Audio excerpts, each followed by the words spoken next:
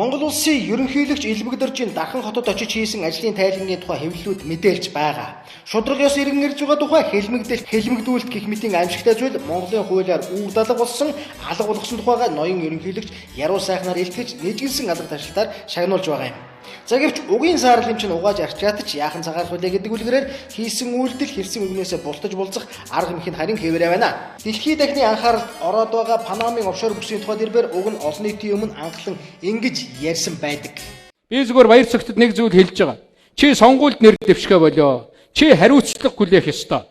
Чи өнөөдөр сайд хийгээд их хурлын гишүүн хийгээ явж байгаа чинь өнөөдөр чи Монголын төрийг муухай харагдуулаад байна. Төрийн албан хаагчдад ийм үйл ажиллагаа гаргахыг хуулиар хориглох ёстой, шийтгэдэг болох ёстой гэдэг дээр бүр санал нэг байгаа. Цаашдаа Монгол энэ чиглэлд хатуу хуультай болох ёстой. Цаашдаа Монгол энэ чиглэлд хатуу хуультай болох ёстой. Харин өнөөдөр тэрээр өөрийнхөө элбэгдэрч сахиа YouTube хуудсандаа нийлсэн видео бичлэгтээ яг энэ офшор данстай холбоотой эсхийг тастаж монтажлан засаж оруулжээ. Та бүхэн энэ тухай тусалчлалын 29 минут 38 дахь секундээс үзэж болно. Хасагдсан хэсэгт нь сангажмын баяр цогтод хариуцлага тоожох тухай биш, харин эсэргээр нөхөршгөөр зөвлөгөө өгсөн тухай хийгээд баяр цогтоос хойшоход нь хатуу хариуцлага тоосдог болох тухай хатуу ширүүн үгсүүд байсныг бид сая харлаа. Монгол улсын татвар төлөгчдийн мөнгөөр санхүүждэг Монголын үндэсний олонний тэмцээний 2 дугаар сувг Монголын мэдээ сувг нь 5 дугаар сарын 18-ны 5 гаригийн орой 21 цаг 5 минутаас энэ видеог орон даяар бүрэн ихээр нь цацсан хэдий ч яг энэ хэсгийг нь тастан монтажиж ихэд зөөлрүүлсэн буюу офшор гэдэг үг бол эргийн гадна гэсэн үг л дээ.